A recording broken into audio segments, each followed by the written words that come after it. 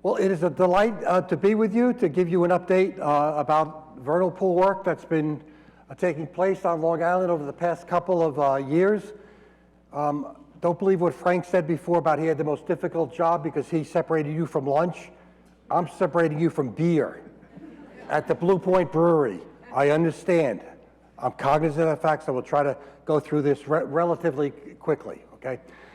So, as some of you may know or do know, Seatuck has been actively involved with a bunch of partners, individuals in this room, other Seatuck staff, other organizations like SOFO.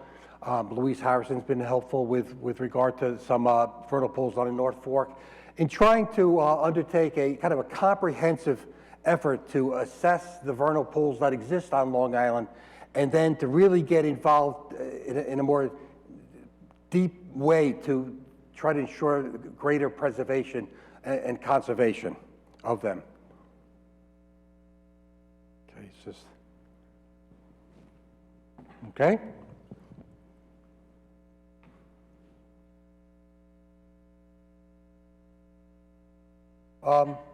This is a vernal pool. It's the same vernal pool that was there 30 seconds ago. You broke it? Okay. I'll tell you over beer. Can we go now? Yeah. No. It was modified as where is Enrico here? He did this. Where? He modified it. Is that okay? Whew, thank you. Let me just see. Okay, good, great, okay. So one of the efforts of the organization, so we realized that after the inventory work we did, which I'll show you in a second, that maybe a third to about 40% of the vernal pools that exist on Long Island are on private land at the whim, to some extent, of the property owner. And so we thought it would be really worthwhile to put together a landowner's guide to vernal pool protection and management. And we brought oodles of copies for you. And this is what it looks like. They are out at the Seatuck desk. They are free. You're not charging, right, Mike? We're not going to charge? Okay, good. They're free, so please do take one, and you can learn more extensively what I'm just going to go through very, very quickly here. So what are vernal pools? Again, we're not going to go into great detail, but to simply say they're typically wetlands that are small and seasonal in nature. Vernal meaning spring. That's typically the time of year when they've got the highest water level. They fill up with water to varying extents, and because of that, they could really become important places for a whole host of species, which I'm going to run through really very quickly. Fascinating little self-contained ecosystems. If there are any educators here, we certainly want to urge that you take students to vernal pools. They can learn so much about basic ecological concepts like food webs, food chains, energy flow, things like that.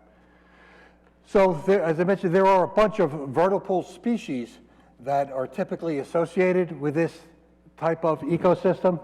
Some of them what we know or refer to as obligate vernal pool species. That is, they basically are found nowhere else, like wood frogs that breed in vernal pools in the spring.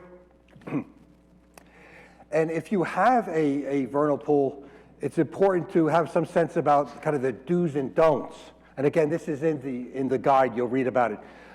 For example, if you have window wells, you've got a house with a basement, windows and the wells, it's really worthwhile to have some type of covering on that. Because if you read the literature, there's any number of cases where amphibians fall into these wells, where they may survive a while, they do ultimately perish. And it's not just an abstraction. I can give you an example where I got a phone call in October of 2022 from a homeowner in Ridge saying, I've got a tiger salamander in one of my window wells. And sure, I doubted that. I thought it was kind of odd, but it went there and sure enough, rescued that tiger salamander, released it back to a pond, actually not too far from from here that it likely came from. So we just lay out a bunch of do's and don'ts in that guide for your consideration. This is the work that we did. Ariel Santos, please raise your hand. She did not rest for many, many months. Her and I and others just combed Long Island using various data sources to try to document as many vernal pools as we could on the island, from the New York City line in Queens all the way out to the tip of both forks.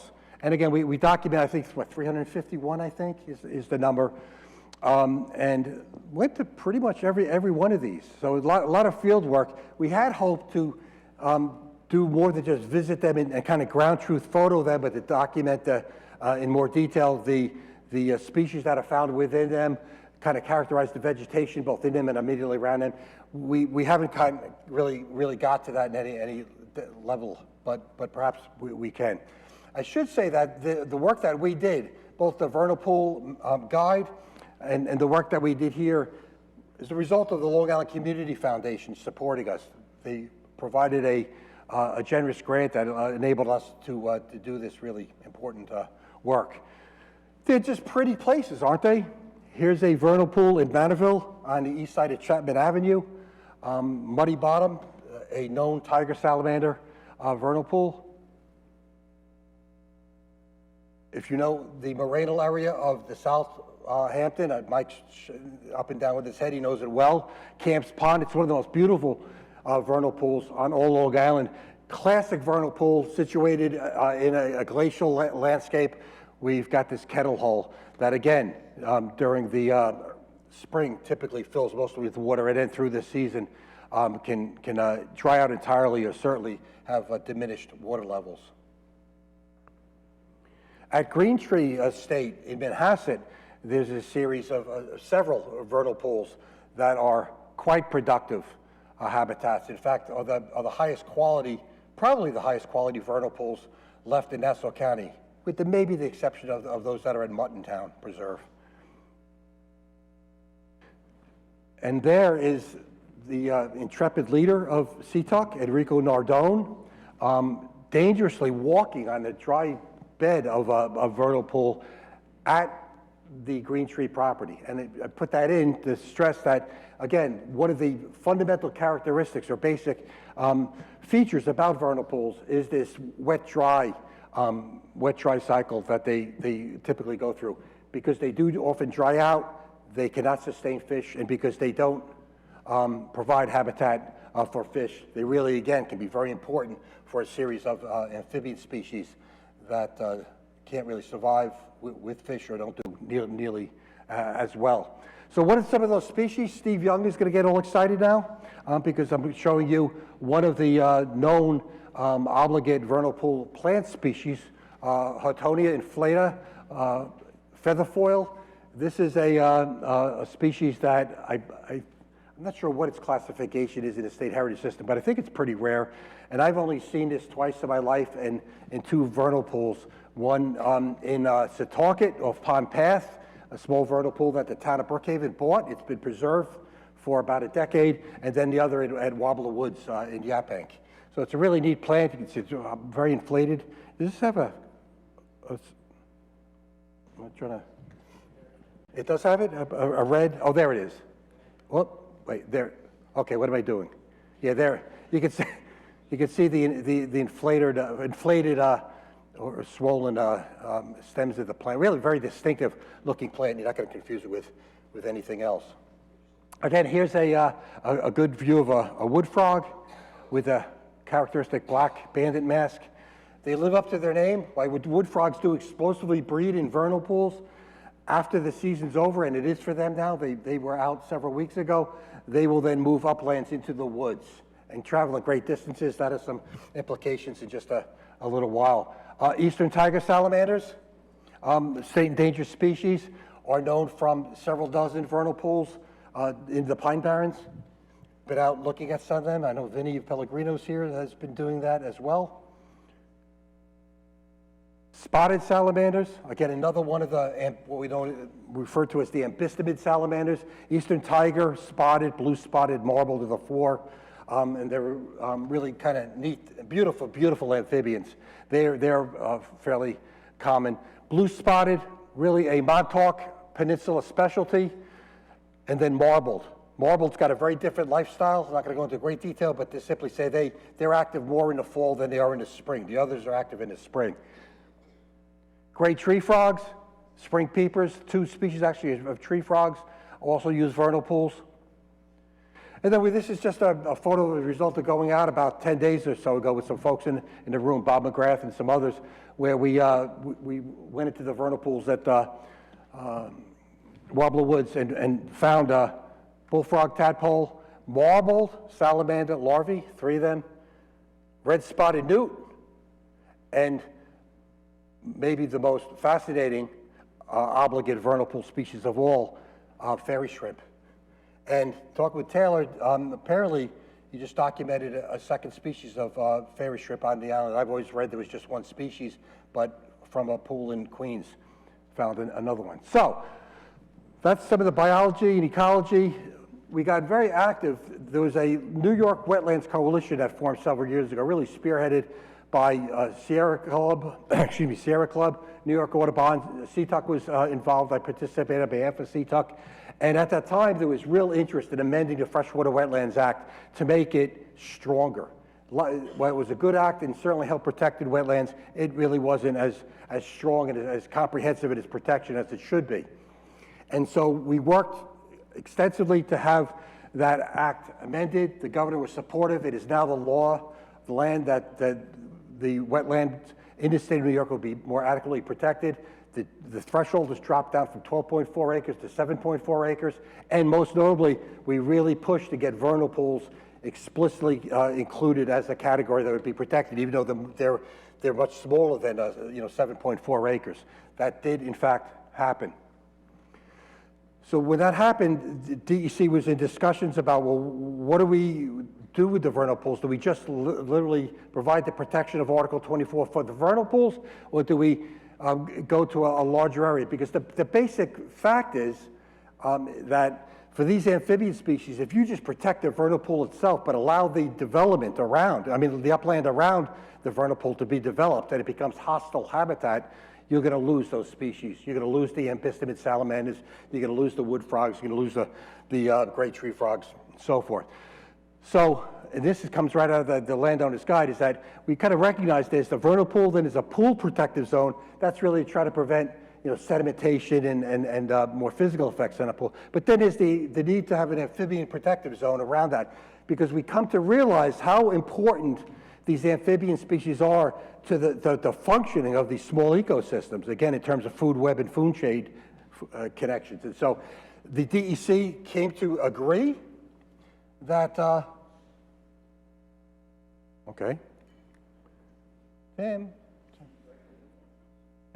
I broke it again. Okay, I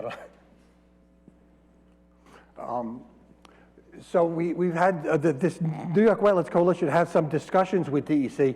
They agreed that it made sense that if we're going to try to protect vernal pools, really, oh, thank you. How'd you do that? Oh, okay, well, that's fancy. I didn't see that, okay. So they agreed or it made sense again to have an expanded area that there's regulatory jurisdiction over besides just the pool itself.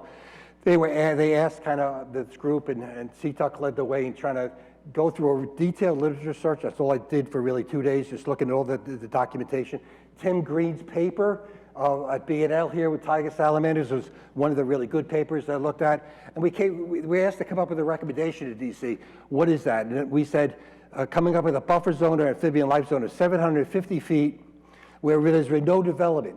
If possible, no development that occurs around that, and then a 75% of the upland habitat around a vernal pool out to about 1,250 feet. That very likely will allow for those amphibian populations to continue to thrive.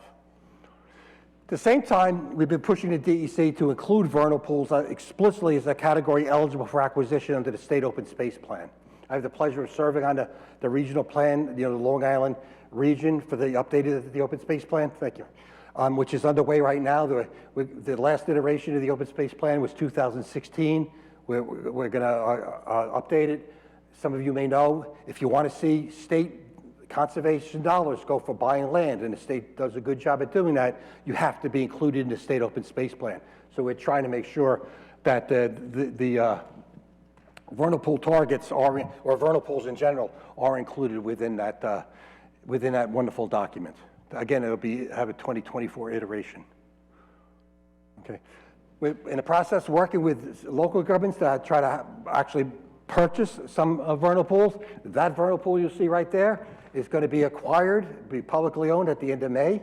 We've got 2 of them that are going to be acquired at the end of May, a 3rd one that's going to be acquired later this year, and a 4th one that's going to be protected through a clustered subdivision in East Seatuck sometime in 2024. This pond, which is located in a pretty developed section of the town of Brookhaven, has got actually eastern tiger salamanders and wood frogs and spotted salamanders in it, even though this house is a few houses fairly close by. We've also worked with the support of the Brookhaven Town Board. You may know that I might have mentioned this last year, I don't remember, but there's a vernal pool on each side of the East Bartlett Road in Middle Island.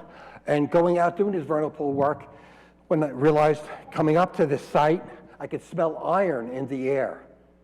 That iron was the collective blood of all the run-over amphibians that were in the road trying to go back and forth. So we worked with the highway superintendent, the town supervisor, the town board. They provided the funds, and we installed a frog or salamander tunnel here. So if you go on East Bartlett, you'll see it. Luke Ormond at the town has been documenting with a camera the movement of wildlife through that. So there's a question before, like, would these kind of tunnels work for turtles? I think it's kind of hard. I didn't get a great picture, but that it's pretty big opening. It's bigger than you might think. That would allow for turtles to move through that. We want to try to apply this to the town of Brookhaven, probably for diamondback terrapins up at Cedar Beach, to put in we've got some leftover tunnel material that we might be able to put in there. So it might work. Very quickly, at the end here, if you're more interested in vernal pools, hopefully whetted your appetite. Are you excited about it? Good. If you don't know about a really good document to add to your personal or professional library is a field guide to the animals of vernal pools, put out by the Vernal Pool Association. They like to call them wicked little puddles, I think is the phrase. And then if you want something a little deeper, I encourage you to get Colbert's book on vernal pools. So that's it. Thank you. I hope I met the time. Yeah.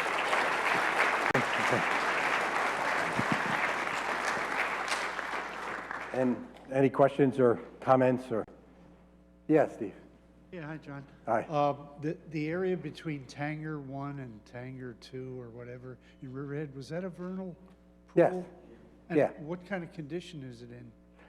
That's a condition where, actually I don't know what the status of the tiger salamander population and other amphibians in that pool is. I don't know if even DEC's here that could speak to that or not, but that is an area where really intensive development went in where it really compromised. Not a lot of upland habitat, and they kind of shoehorned in the Tanger development there. So I wouldn't be particularly sanguine about the long-term future of the salamander populations in that area. So that would speak to the new regulations of having zones around? Yeah, that's correct, yeah. And it could take you out to other places, like off County Route 51 in the Pine Barrens, where you and I could walk for a mile bushwhacking, which I do at night, to see some of these pools that are surrounded by wonderful habitat. They've got not surprisingly, very productive amphibian populations. So, okay, yeah. Hey, John. Hello, John. Great presentation. Thank you. Thanks. Question about, the regulatory recommendations, the 750-foot buffer. Yeah. Is that being proposed as an amendment to ECL Article 24, the Freshwater Wetlands Act, or to ECL Article 11, regarding endangered species? Or My understanding is going to be 24, but it's not even going to be, 24 just has vernal pools included. It's going to be in the part 6, 6, 3, 4. Oh, the 5. regulations? Yeah, in the regulations. Okay, yeah. thank you. Yeah.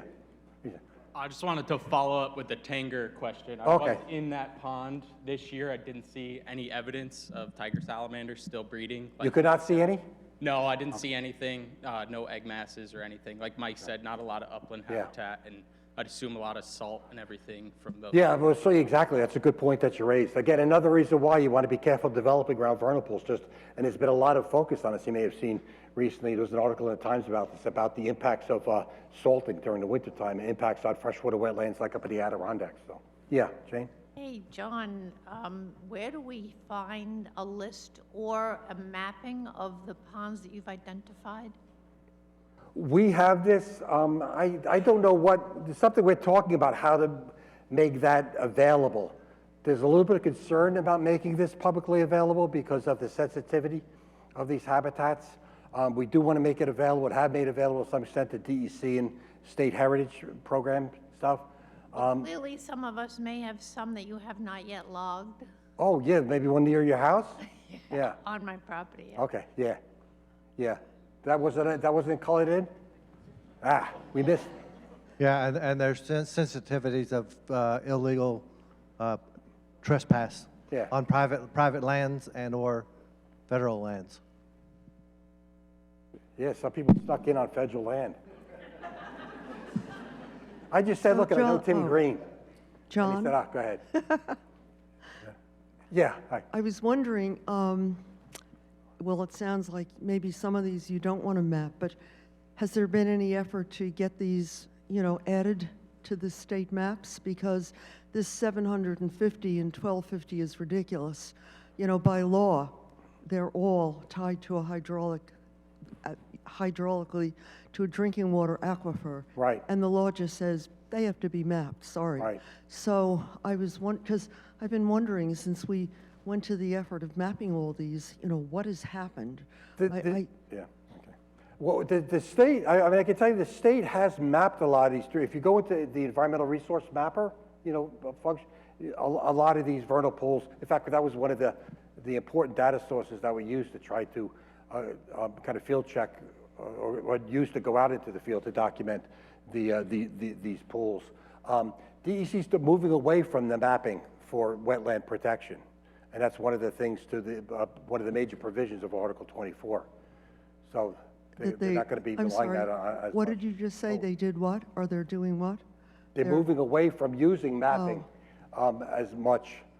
There's going to be basically just the kind of a legal presumption that if you need to know if you have a wetland on your property and that wetland it qualifies for being protected under Article 24. They're not going to use the maps anymore, which quite frankly were not a great solution to begin with. A lot of them weren't updated. There's some counties in the state of New York, the DEC never was able to get to mapping. So it became difficult.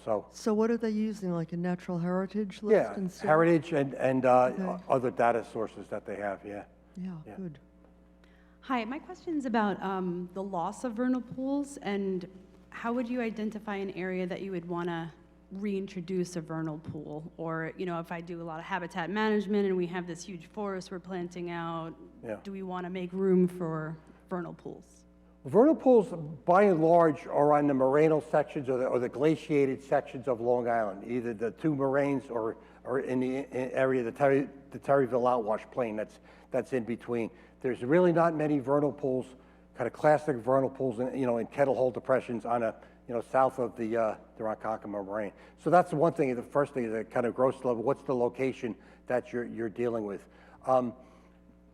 I would say that if you're interested in terms of doing ecological work or ecological restoration, to think about vernal pool or pond construction. There's some concerns about creating it. I think in certain places where you might those ponds could become population sinks rather than producing amphibians. So it really depends upon kind of the habitat around it, how developed it is, the roads and networks. You probably, in other words, you don't probably want to drop a pond on a half-acre property that's totally surrounded by, in a residential subdivision, by roads, because the long-term fate of the amphibians is not very likely good, I'd say. At least that's my own personal perspective on it, but, so. Has Yeah. anyone studied the ecosystem of rainwater swamps, sumps? Yes, in fact, they have. That really endangered and specialized eastern tiger salamander is known to use recharge basins, not too far from here in some cases. So they're not typically thought of as vernal pools, but you raise a good point. They kind of are de facto vernal pools to some extent, depending on how much runoff they get. But- It's really dependent on how long they hold water. Yeah. If they're not maintained as a sump, and they start retaining water, then they become good habitat. Yeah, they start collecting organic material, and that can then result in, making it more difficult for water to move through, and then you can have a wetland habitat that can, again, I know one nearby here that's got, years ago at least, had a robust eastern tiger salamander population in it. Okay, thanks, John.